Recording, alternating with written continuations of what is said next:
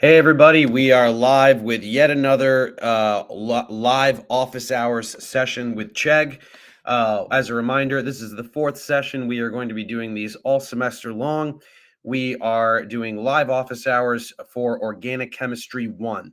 And so I have questions prepared. I'm trying to roughly follow a typical OChem 1 syllabus, but I am also accepting questions from anybody in the chat.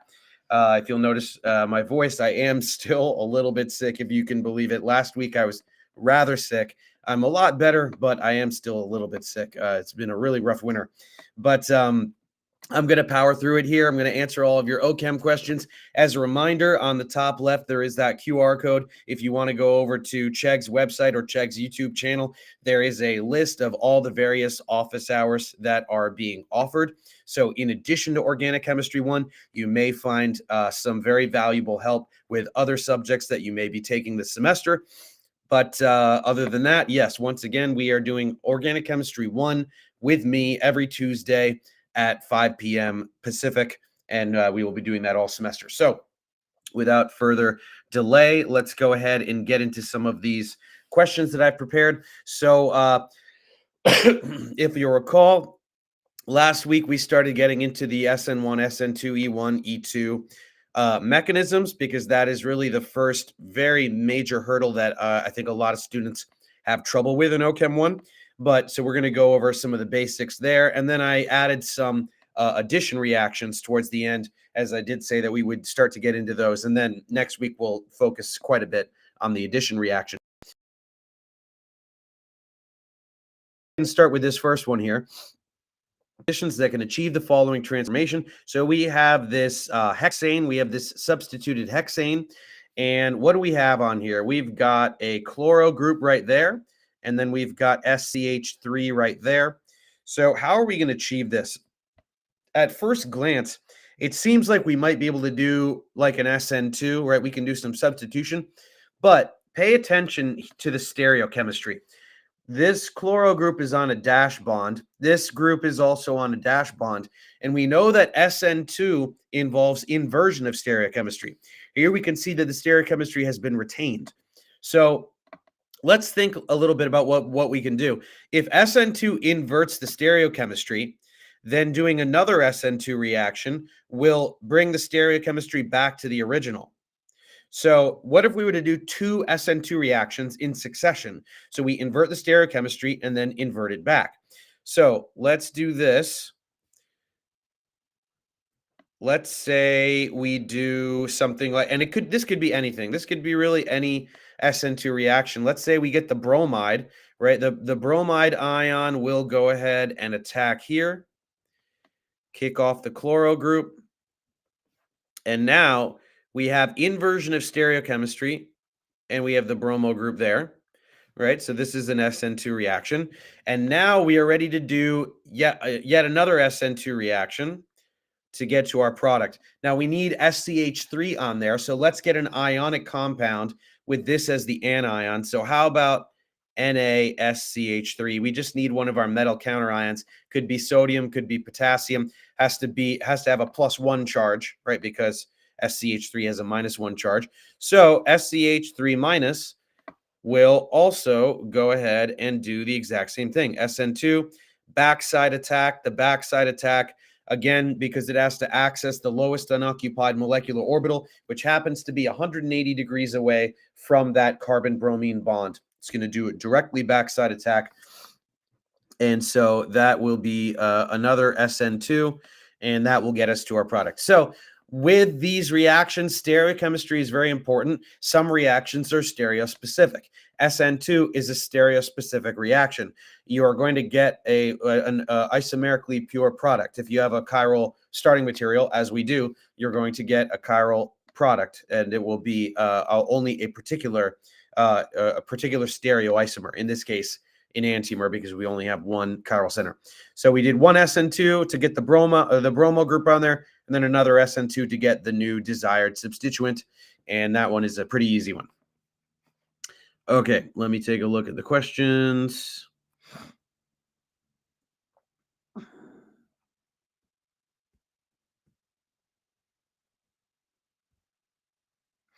Okay, so Freak Guy asks about conformational analysis. We were talking about this last week and the week before.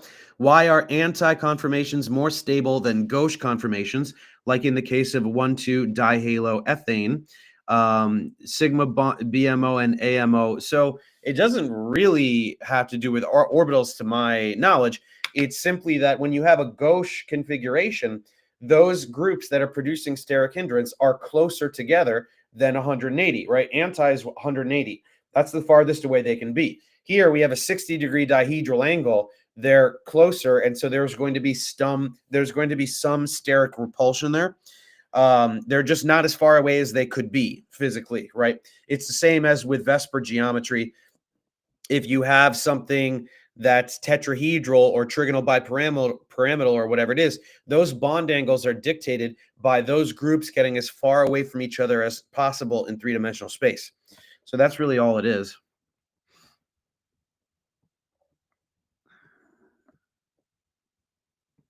Okay, let's go to the next one. R2-bromobutane will produce what compound under the following conditions? So we have three different sets of conditions. We have three different mechanisms that are going to occur. So let's see what happens. We've got R2-bromobutane. That's this. So it's 2-bromobutane, and this is R because this, remember, under the Con-Ingold Prelog convention, the bromo group would be priority 1. This carbon leading towards the ethyl would be priority 2. The methyl carbon would be priority 3, and the implied hydrogen would be priority 4. So this would go clockwise R. So that's R2-bromobutane. That will be the starting material for all three of these questions.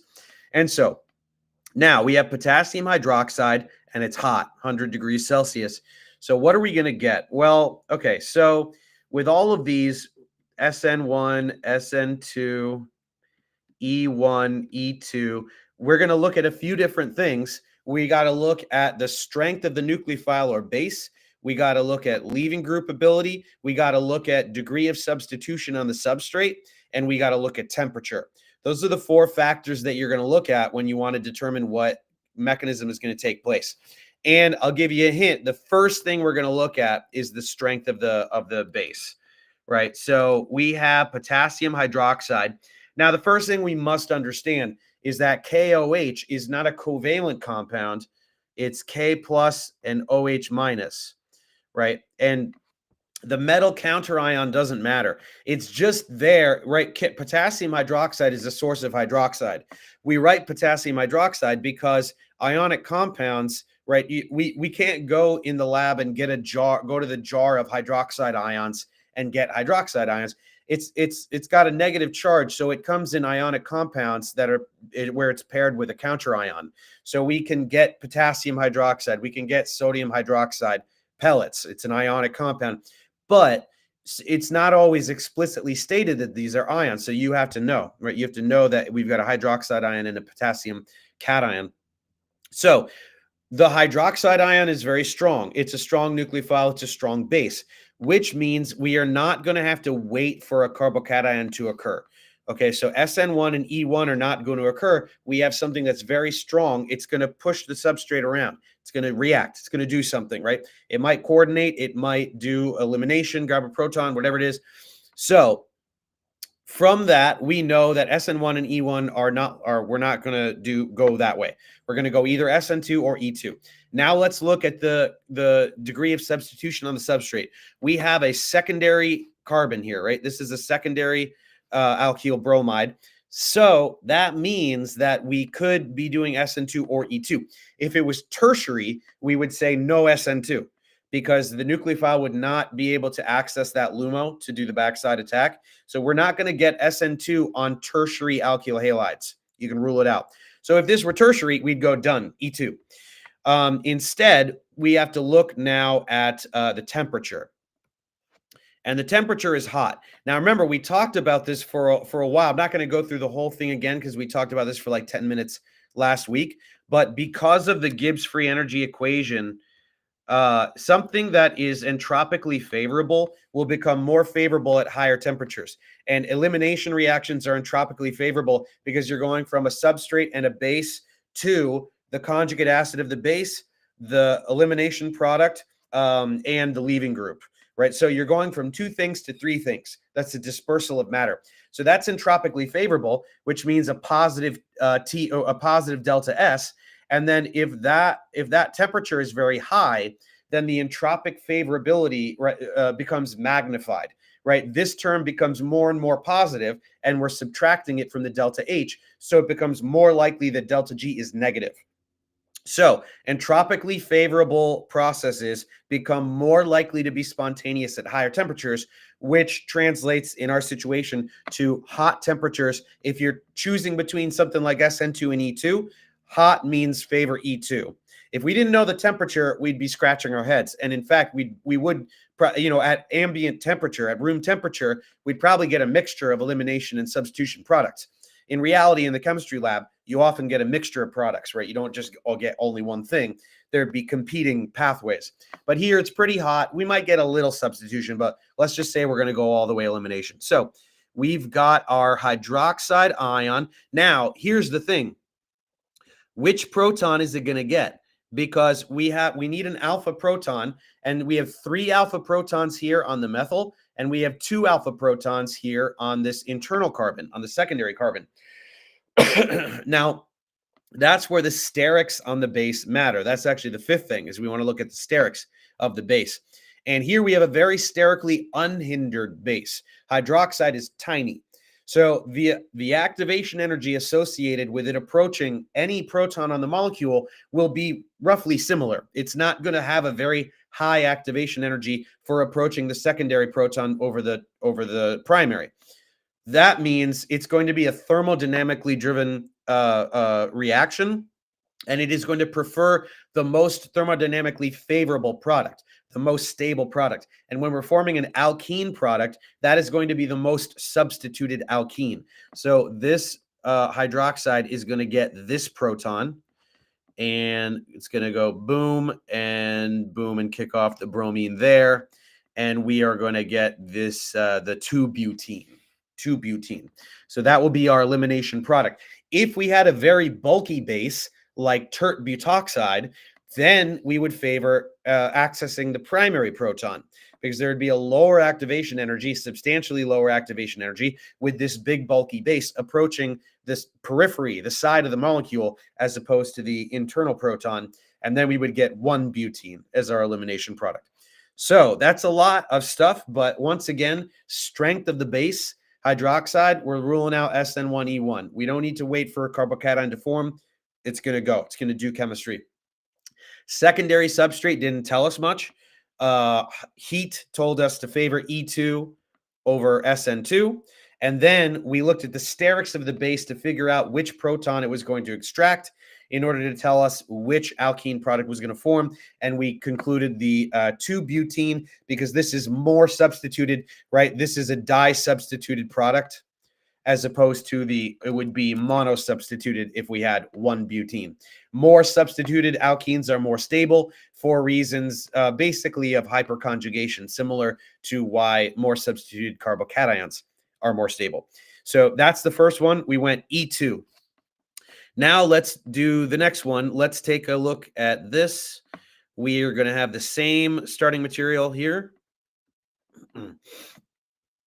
And now let's go, right, SN1, SN2, E1, E2. So what do we have? Once again, the first thing that we're going to look at here is the strength of the base or nucleophile. So we have water. Water is weak. Water is very stable. Water is not like hydroxide. Hydroxide is the conjugate base of water. It is much, much more basic, much more strongly basic. Water is neutral. It's not especially basic, and is not really a great nucleophile because it is neutral, right? Things that have negative charges tend to be better nucleophiles. So if this is very weak, then it looks like we're going to have to wait for a carbocation to form, for something to happen. So let's get rid of SN2E2. Let me do that in red, just so it's very clear. We're not going to be able to do SN2 or E2. Water's not strong enough to push that substrate around. So let's let a carbocation form, then we'll decide. Okay. So leaving group leaves. With SN1 and E1, the first step is that the leaving group leaves. So here is our secondary carbocation. Now, and so with SN1 and E1, now the question is, now the base slash nucleophile will react, but is it going to coordinate to the plus charge, or is it going to grab a proton and do elimination? And here, once again, we're going to look at the temperature. The temperature is a bit colder now, right? 0 is pretty cold. Running this in a dry ice bath or something like that. And so if it's cold, for the precise same logic as we talked about a second ago, with hotter temperatures, something that's entropically favorable is going to be more likely to be spontaneous. Here, that's not really a factor, right? The entropic favorability is not as big of a factor because of how cold it is. Now enthalpy is more dictating what's going on. So we're going to prefer SN1. We're going to go SN1 here. And with SN1, that means water is going to attack. So let's say water attacks.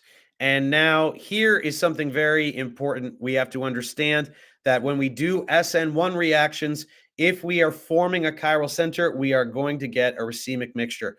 And so here is what we're looking at. Let's say we have water attacked that way, or we can have water attacking the other way.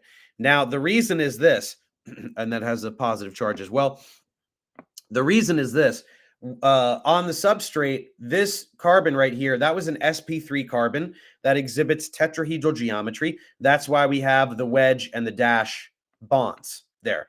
But the carbon that initially had 4 electron domains, 2 carbons, a bromine, and the implied hydrogen, one of those groups left, right? The bromine left with those electrons.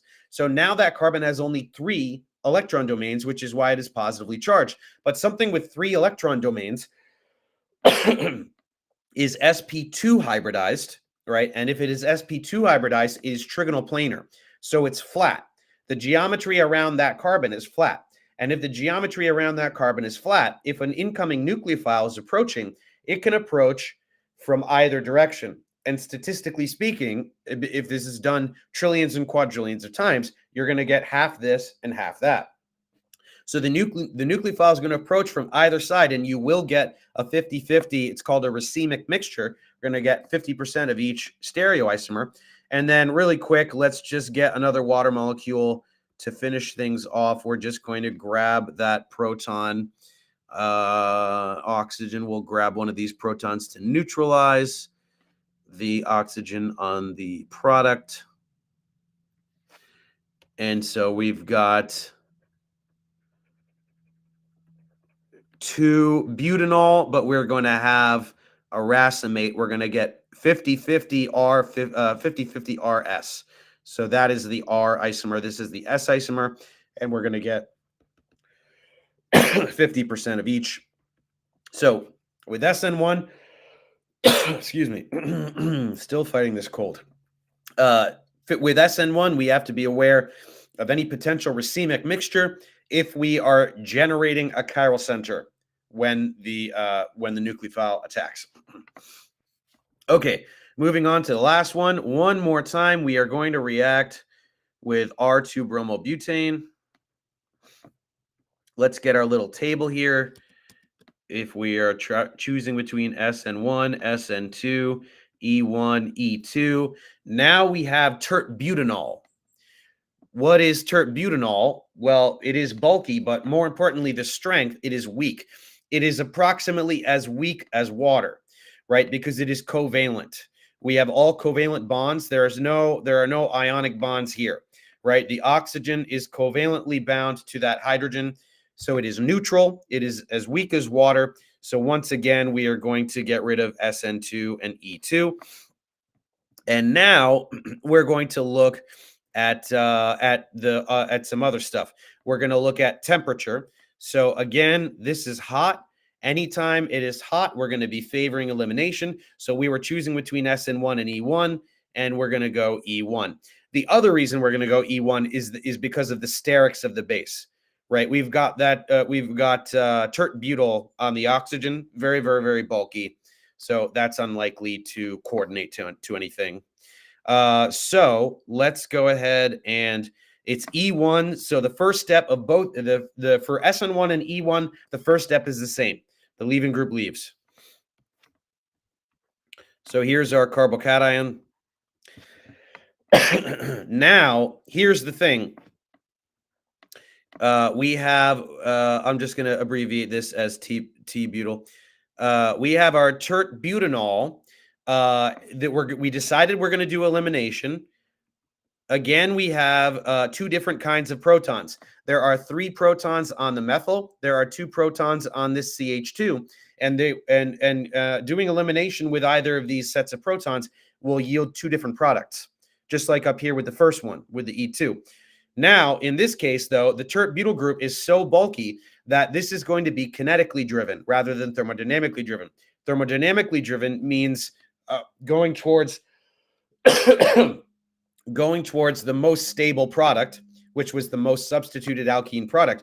Now, if it's kinetically driven because of sterics, because there's a difference with activation energy where that base is approaching, we're going to go with the one with the lowest activation energy. And the one with the lowest activation energy is going to get this terminal proton over here. And we're going to get that elimination product there to get 1 butene. So this is the less thermodynamically favorable product because it's going via the kinetic pathway, the kinetically favorable pathway, the lower activation energy. And again, that is because of the bulkiness on that base. That's what's driving that. So we did an E2, we did an SN1, and we did an E1. And that's a very good problem to help you, number one, go through that process of figuring out which mechanism we're going to use. And once again, the factors are in order, the way that I like to think of it. The first thing you're looking at is the strength of that base. Is it ionic? Is it strong? Is it neutral? Is it weak? And that is going to allow you to go towards SN2E2 if it's strong, or SN1E1 if it's weak. So right off the bat, we're narrowing it down by 50%. Then you're looking at the degree of substitution on the substrate. None of these were tertiary, but if any of them was a tertiary alkyl halide, you could rule out SN2. Not going to happen. Sterically, not possible. Then you look at, well, you can look at leaving group ability, although usually you're looking at stuff with pretty good leaving groups. Then you look at temperature.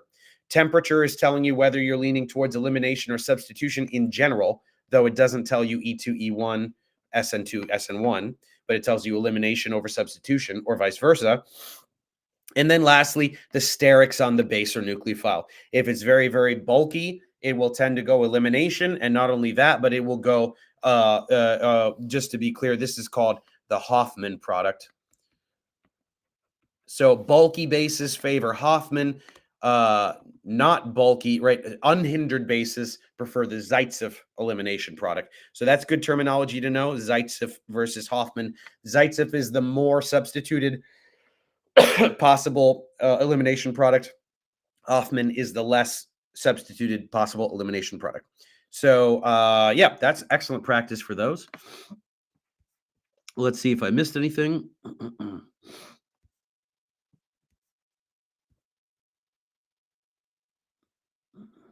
Let me just go. So Max Cat asks, how do we differentiate between certain functional groups? Some of them are very similar and some are inside others. So that's a good question. There's really no, I mean, I would say flashcards, right? I think what you mean is that, like, say, for example, an amide is like a ketone and an amine put together, or an aldehyde and an amine stuck together. Yeah, that can get confusing. So really, we're just saying that you got to memorize them. Unfortunately, there's not that much memorization in organic chemistry, honestly. The only 2 things you have to memorize are all of the functional groups that you're responsible for, and then you do sometimes have to memorize, you have to be able to recognize certain sets of reaction conditions and go, oh, when I see that, I know I'm doing anti-Markovnikov hydration, whatever it is. So that is memorization, but that's about it.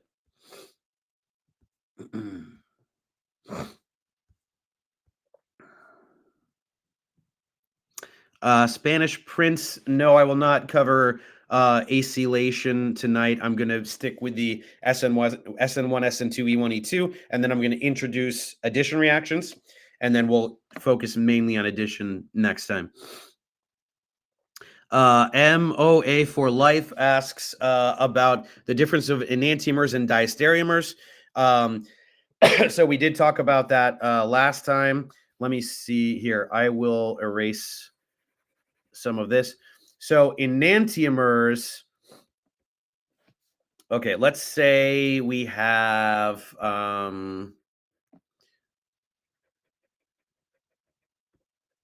okay, here is a molecule with two chiral centers. The enantiomer is the mirror image, right? So if you want to get the enantiomer, you invert the stereochemistry at every chiral center. So here's a chiral center. We inverted it, went from the wedge to the dash. Here's the chiral center. We inverted it. We went from the dash to the wedge. These are enantiomers. The enantiomer is the mirror image. You can either literally draw the mirror image, or you can just invert every chiral center. So every molecule has every chiral molecule has one enantiomer. That's it.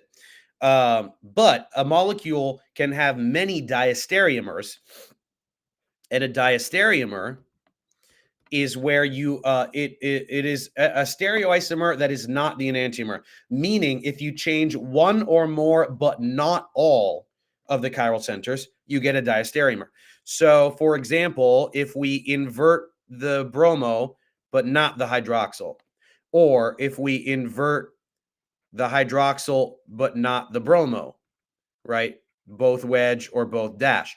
These would be diastereomers. They are not the mirror image, but they are stereoisomers. It is a different stereoisomer. So a molecule with 6 chiral centers can have dozens of diastereomers, but any molecule will only have one enantiomer, the mirror image. So if you had a molecule with chiral centers R, R, R, R, R, the enantiomer would be S, S, S, S, S. That's it. Then you would have many diastereomers, R, R, S, S, R, R, S, S, R, S, S, S, R, R, S, right? All of the other possible permutations would give you a diastereomer, but there's only one enantiomer where it is the precisely opposite stereochemistry. I hope that answers the question.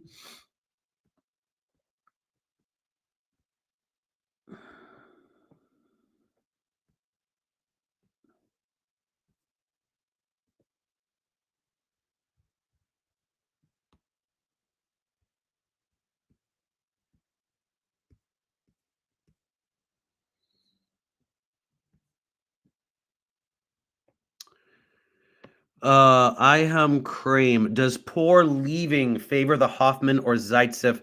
I don't think leaving group is really a factor, right? Because, for example, if you're looking at an E1 mechanism, the leaving group has already left before the base has even approached the molecule, right? So leaving group ability doesn't really factor in there. It's really sterics. It's an issue of sterics.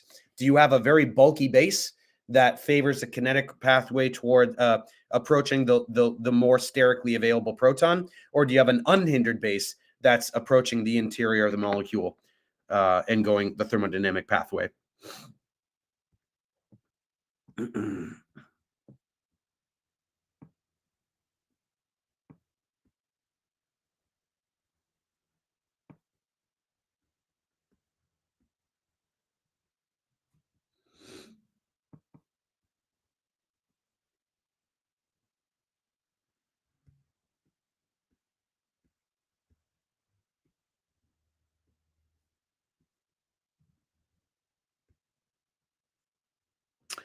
Okay. Draw the product of the following transformation. So we have this sodium methoxide. Now, on an exam, you may see this, right? So we have to see that and know that we mean ions, right? We have to know that. Now, let's go through the same logic. Do we have something strong or weak? Well, it's strong. So SN1, SN2 E1, E2, we're going to say no SN1, E1, right? Because it's strong, it's going to push the substrate around. Okay, so there's that. So now we're choosing between SN2 and E2. Now remember, we do want to look at the degree of substitution on the substrate. And so here we have a tertiary. This is a tertiary alkyl halide, and so SN2 is not possible. So we have to do E2. Now, where are we going to get the proton from to do E2? We have protons here, we have protons here, and we have protons here. These two directions are symmetrical, right? But we also have methyl protons. So if we have something that's very hindered, we're probably going to get the methyl protons. If we have something that's unhindered, we're going to go towards the interior of the molecule. Methoxide is pretty unhindered, right? It's not quite as unhindered as hydroxide. We just have that methyl group on there. It's still pretty unhindered. So we can get, there's two protons here and two protons here. Any of them will lead to the same product. So let's just go ahead and get this one. And we're going to get that bond there, and we're going to get that leaving group to leave there. And we are left with that. So notice that if you got a proton on the left and you got the double bond there, it's the same molecule, just flipped on the other side. Right. Same molecule. Okay.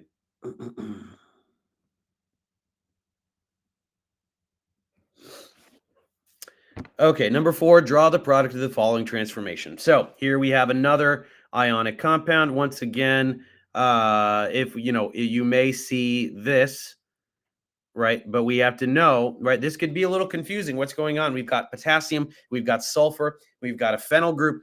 The key is really when you see potassium or sodium or magnesium or calcium, right? Those metals in columns in groups 1 or 2, those are exclusively counter ions, right? They're not going to be coordinating to anything, right? Well, sometimes they can loosely coordinate to an anion, but that's not what we're talking about here. So this is going to be our classic SN2 nucleophile, right? When we have S minus, it's a great SN2 nucleophile because it's not particularly basic, right? The sulfide anion is much, much larger than the oxy anion, right? And the larger it is, the less basic it is because it's able to distribute that negative charge around a larger volume, so it's more stable. So S minus is not as likely to go and get a proton, but it is a localized negative charge that is going to be able to act as an SN2 nucleophile. And so let's go ahead and do this. So this one was E2. Here we are deciding SN2.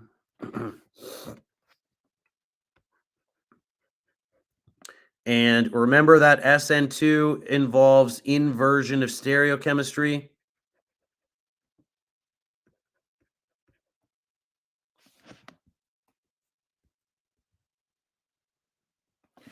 And so let's move on here.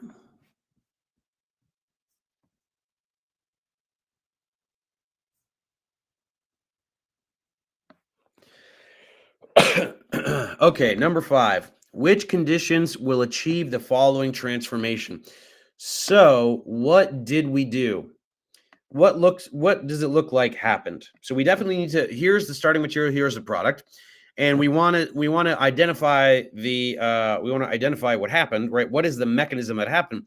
Well, we had a leaving group here. We had a bromo group there. We've got a double bond in the product. So it looks like an elimination, right? And so we could say E1, we could say E2. Let's try to force it to go E2, though. If you want to be sure that you get a particular product, E2 is going to ensure that there's no kind of funny business, no rearrangement or anything like that. So let's figure out how to force this to go E2. Now, which proton was used in the elimination? So let's go ahead. Let's call this CH2 and put another H there. So I'm just displaying one of these here to show what happened mechanistically. Clearly, a base got one of these protons on one of the methyl groups, either of the methyl groups, and got the double bond right there and kicked off that group there. So that's why we have a double bond here on this terminus instead of internal, right? It did not get one of the protons there and get that there. So this means this is a Hoffman product. So something did Hoffman elimination. So how can we ensure that we get Hoffman elimination? You want to bulk up that base, right? And so the classic E2 Hoffman promoter is going to be your tert butoxide. So CH3 COK, right? So that looks like this.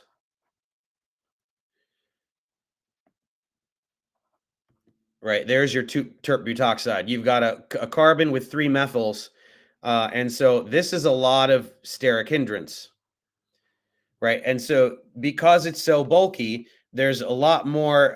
It's a much higher activation energy associated with approaching one of these protons over there. So it's not going to do it. It's going to go Hoffman. It's going to be kinetically driven, and it'll get this proton here on the exterior of the molecule. It just kind of floats by the side, snags it, and then we get our elimination, kick off the bromo group, and there's our E2 Hoffman elimination product.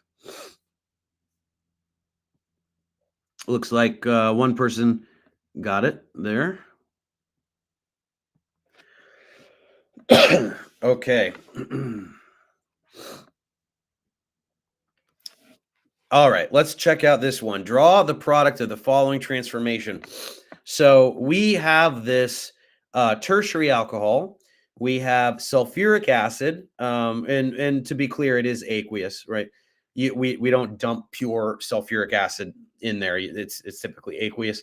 And this little triangle means hot. This triangle means heat.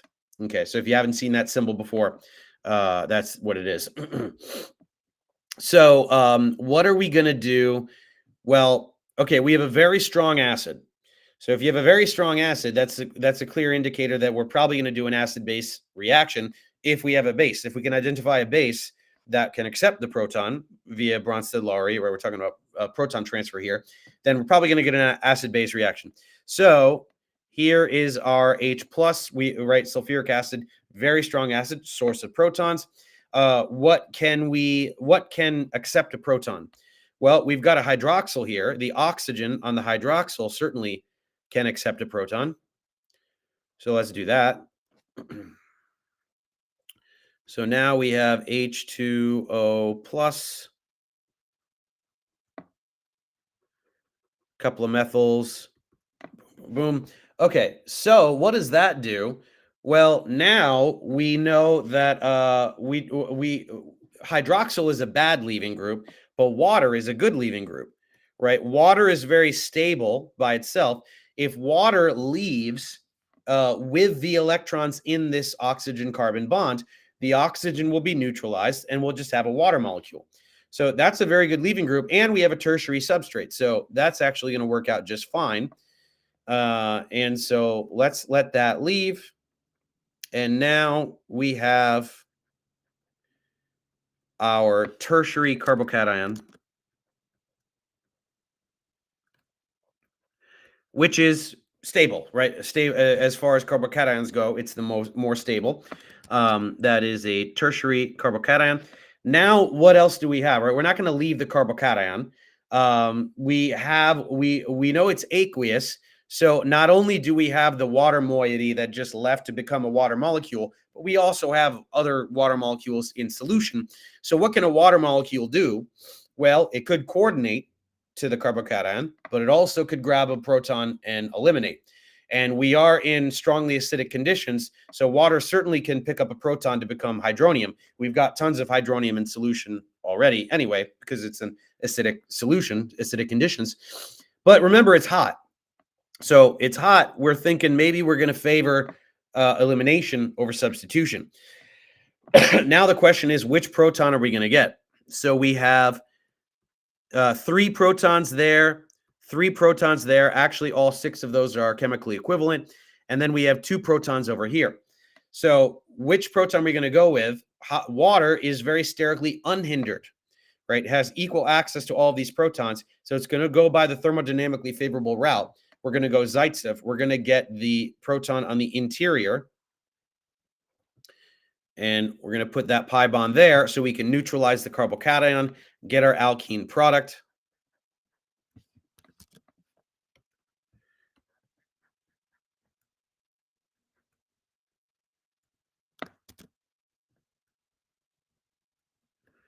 And so there is our E1D product. So it's E1, and then the D is for dehydration. So dehydration is we lost a water molecule, right? Losing water, dehydration. So it's E1D because it is E1, right? It's the same as if like a bromo group left. It's just that we started with a hydroxyl and protonated it. Water is a good leaving group, just like a bromo group is a good leaving group. So it is E1, right? Leaving group leaves, and then we got the proton and formed the pi bond. So it's E1, but we put the D in there because it's a dehydration. E1D. Okay.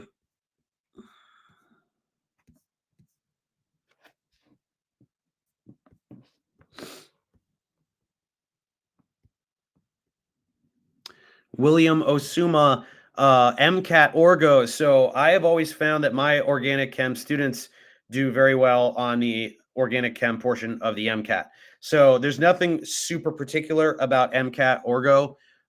It is just kind of as far as I'm aware, I never took the MCAT, but it is a lot of just mechanisms and acid-base stuff and things that are a little bit more biochemistry oriented. So I don't think it's a ton about organometallics and things like that. Maybe not a lot of spectroscopy, but definitely biomolecules and trying to understand biomolecules and pKa and reactivity and things like that. Jalen GY asks, what does the E mean? The E means elimination. Right? An elimination reaction is where you have a leaving group and a proton. The leaving group and the proton are eliminated, and a pi bond is in their place between the two carbons that had those there. So E is for elimination. Rainy Cube asks, so what does the long multi-segmented tail represent? The long thing between CH3 and the junction of other things. So definitely the first thing we need to know to do any OChem whatsoever is understand the line notation. Every vertex and endpoint is a carbon atom. So that's a CH2, that's a CH2, that's a CH2, that's a CH2, right? These are carbon atoms, and the hydrogens are implied. Carbon, hydrogen, hydrogen. So this is sort of a time-saving thing, right? Organic molecules are carbon-based molecules. So we don't even write in the carbon. Actually, typically, we don't even write the CH3 right there. That's just there for this particular. You can, but you don't have to. That they are implied. But these hydrogens also, we must understand they are there. So we definitely have to look at molecules in line notation and know what's there. We have to know that all of these vertices are carbon atoms. We have to know that they are attached to hydrogen atoms that are not drawn, right? We're trying to save time. That's all it is.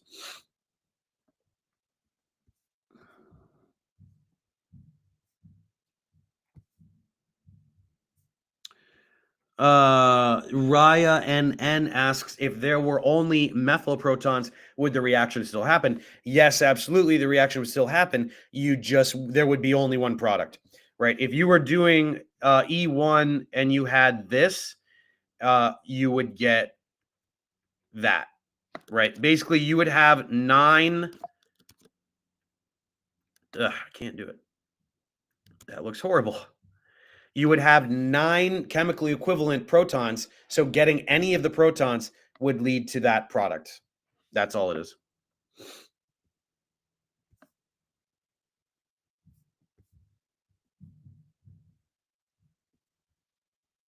Okay.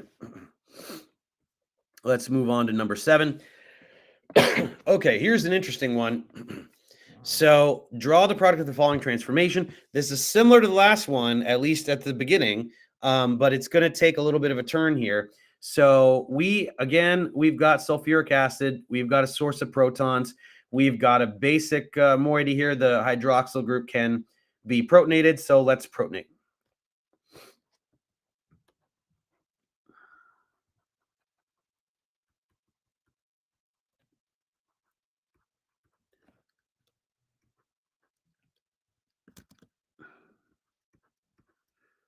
Okay, so again, we have a good leaving group here, but water's not really going to leave and generate a primary carbocation, right? A primary carbocation is not very stable.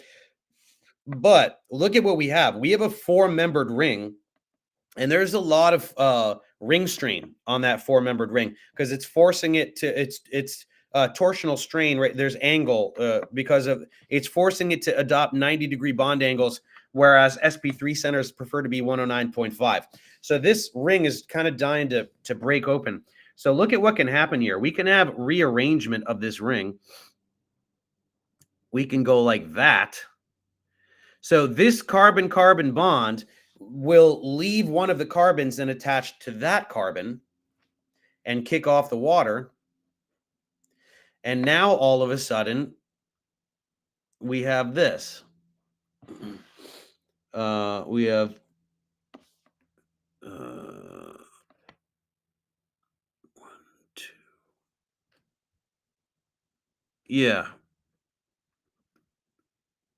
Oh, no. Yeah, it's right here. Right. We now have a five-membered ring. And so this carbon right here lost a bond. So here's the new bond.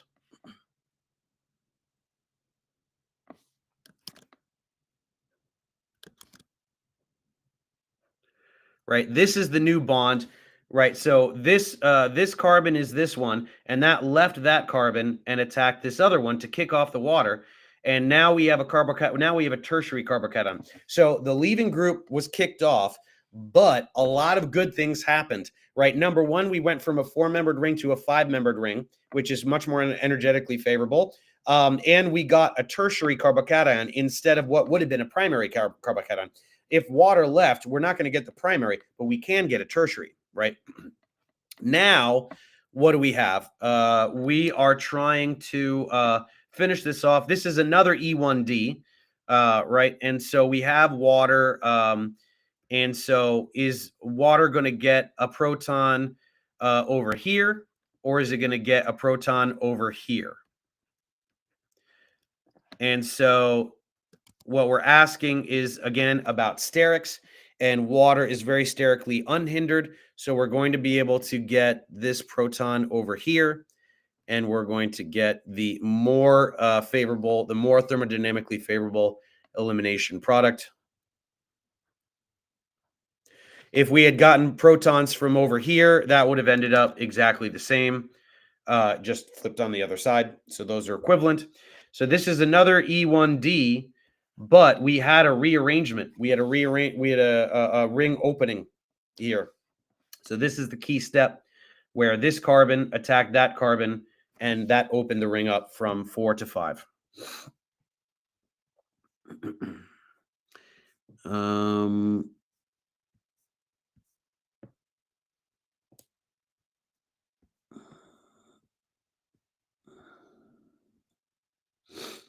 Crystal asks, but what happened to the SO4?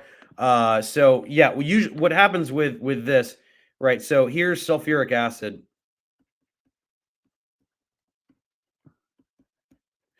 If you put sulfuric acid in solution, in aqueous solution, it will immediately protonate water, and so you'll end up with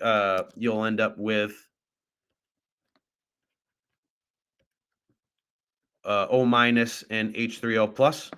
So sulfuric acid is just donating the proton, typically to water, and then to make hydronium, and then hydronium is floating around that will protonate the substrate. It's obviously not impossible that sulfuric acid could directly protonate this hydroxyl group. Certainly that can happen. It's just that think of what's going on in solution, right? You have a lot of solvent and you have comparatively very little substrate and reactant. And so when you dump something in, if it can react with solvent, it'll react with solvent immediately because it's surrounded by solvent.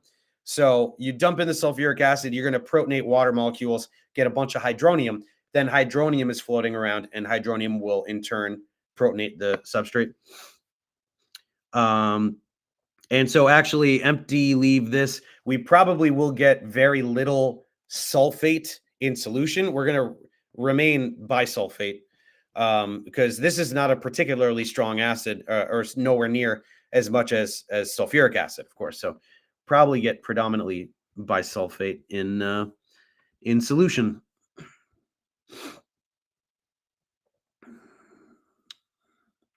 Loco Hombre says, does E stand for elimination? Yes, E elimination, E1, and then D is dehydration.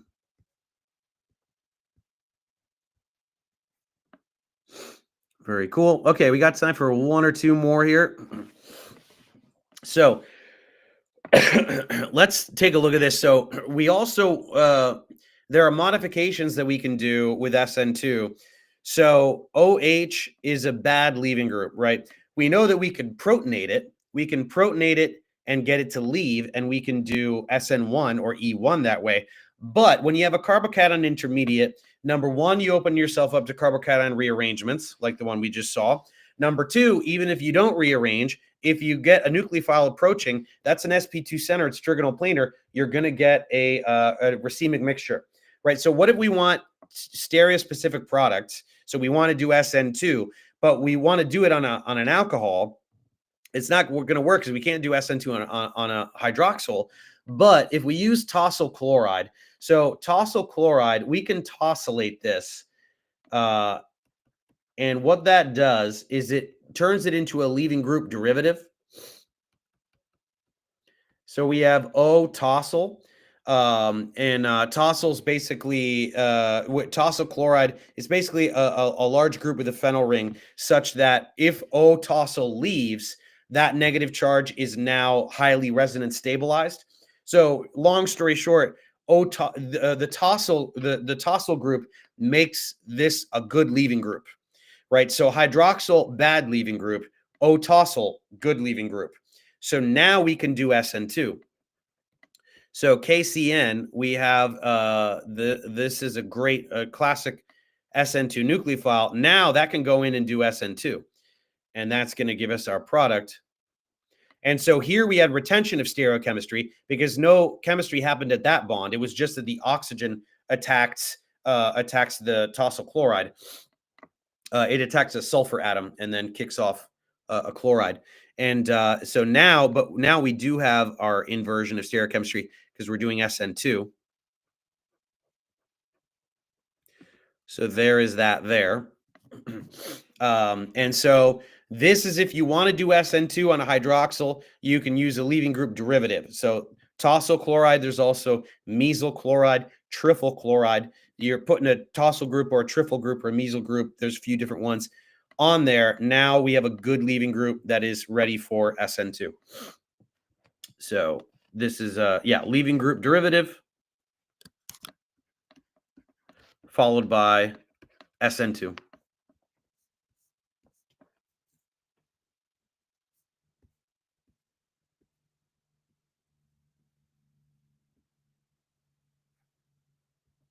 Okay, let's go ahead and do one more, maybe two. Yeah, we can probably get both of these. So, all right.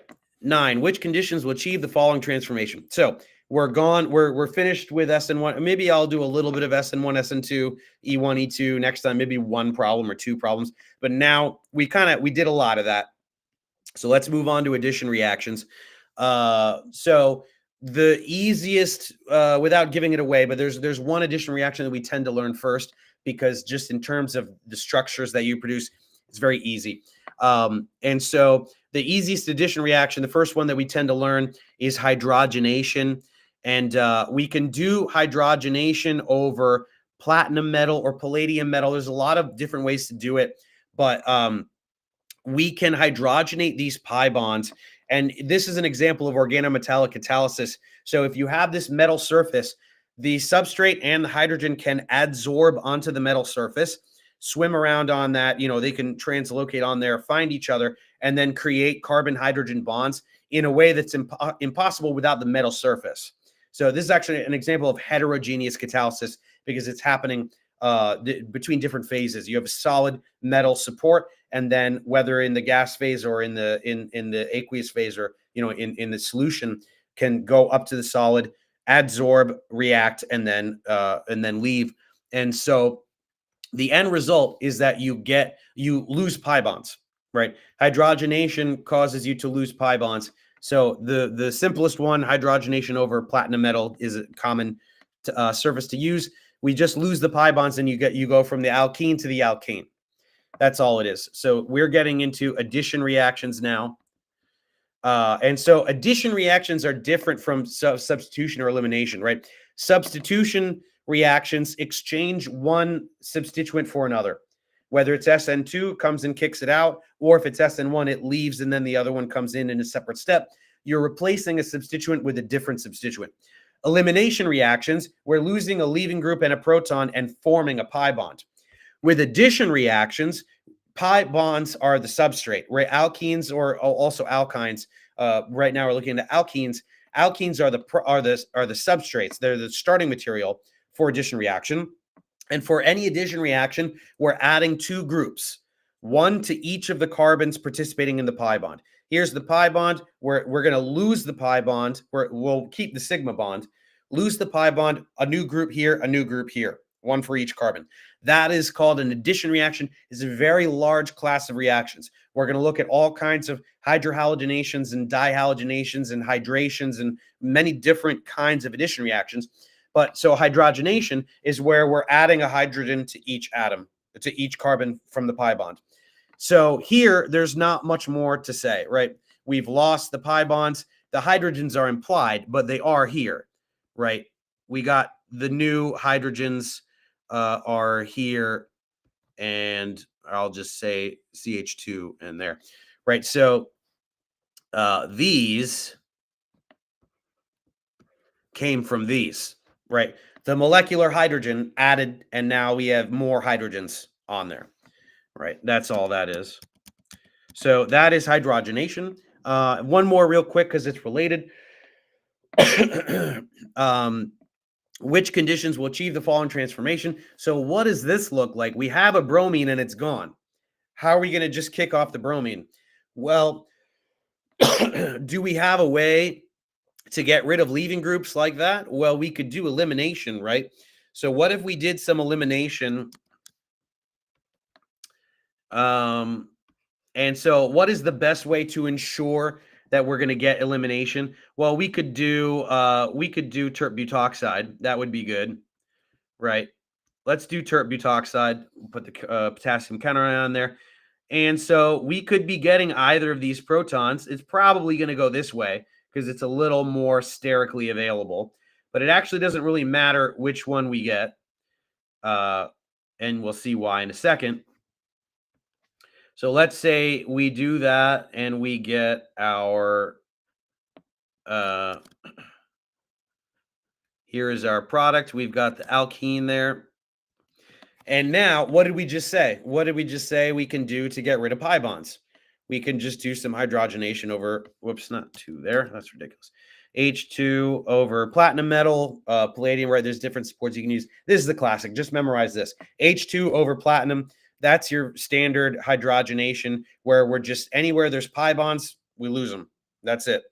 And these are not chiral centers, so we don't have to talk about stereochemistry. It is syn addition. So syn means the hydrogens come from the same side because they're stuck to the metal surface. Here's the metal surface. The hydrogens are sticking out like that, right? So the starting material coordinates to the to that, and then basically the hydrogens cannot add on opposite sides because they're stuck to the same solid surface. But we'll get more into syn and anti next time, as well as Markovnikov and anti-Markovnikov. And so that's it. We did E2, and then we did hydrogenation. Let me just see if I missed anything.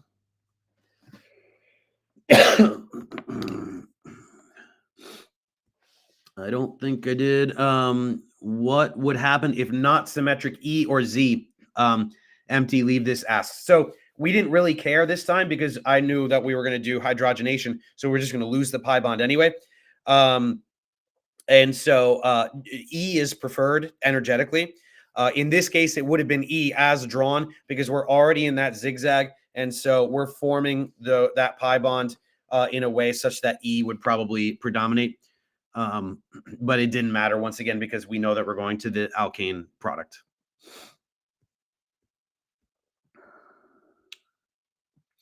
Last question. CLR spirit in a reaction with a strong base like methoxide. What conditions favor elimination, E2 over substitution, SN2, and how do sterics play a role? So if it is strong, if it is bulky, we're going to go E2. But if it is not bulky, we're not sure. That's where temperature comes in. If it's hot, we're going to favor E2. If it's cold, we're going to favor SN2. If a temperature is not given, you're going to get a mixture, right? And in fact, oftentimes you do get a mixture in the lab. It's not always so rigidly one thing and not the other. But so definitely sterically hindered bases will favor elimination. And then temperature will high temperatures favor elimination, low temperatures favor substitution. Okay, so that's it for this week. We just barely started scratching the surface on the addition reactions. So next week, we're going to do basically all addition reactions. Actually, yeah, definitely next week, we'll do all addition reactions, and then that'll spill over into the following week too, because they are, that's a huge class of reactions that every OChem 1 student is going to be learning about. So stay tuned for next week. Once again, check out the QR code there for Chegg to see all of the various office hours they offer. Otherwise, I will see you next week, 5 p.m. Pacific, next Tuesday, the 25th,